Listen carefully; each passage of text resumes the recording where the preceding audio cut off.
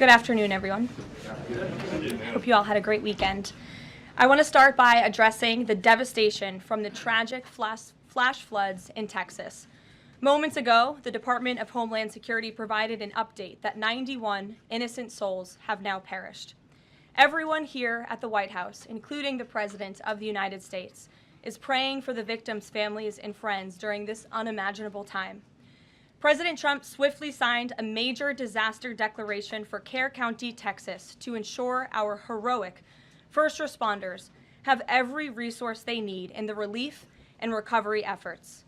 Secretary of Homeland Security Kristi Noem traveled to Texas over the weekend, and the entire Trump administration is working hand in glove with state and local officials to provide every assistance available. The situation on the ground remains dangerous, and there could be additional public safety threats with potential incoming heavy rain. So we encourage everyone in the area to remain vigilant, listen to all warnings, and respond accordingly. Unfortunately, in the wake of this once-in-a-generation natural disaster, we have seen many falsehoods pushed by Democrats such as Senator Chuck Schumer and some members of the media. Blaming President Trump for these floods is a depraved lie, and it serves no purpose during this time of national mourning. Here are the facts.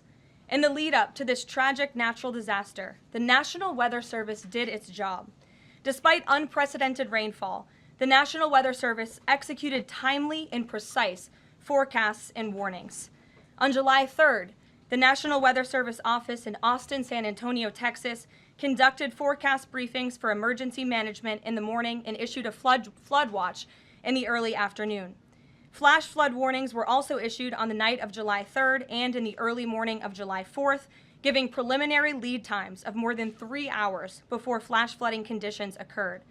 And the National Weather Service office in New Braunfels, which delivers forecasts for Austin, San Antonio, and the surrounding areas, had extra staff on duty during the storms, despite claims of the contrary. So to any person who has deliberately lied about these facts surrounding this catastrophic event, you should be deeply ashamed. At this time, the administration's focus will be giving the victims and their communities the support they deserve during these recovery efforts in this tragic time. May God bless the great people of Texas, especially the parents who have lost their children. President Trump loves you.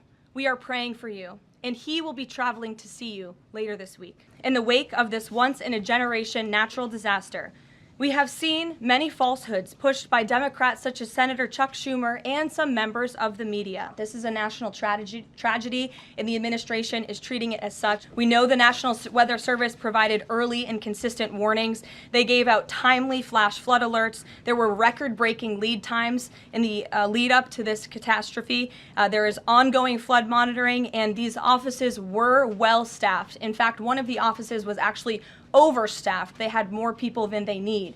So any claim to the contrary is completely false, and it's just sad that people are pushing these lies.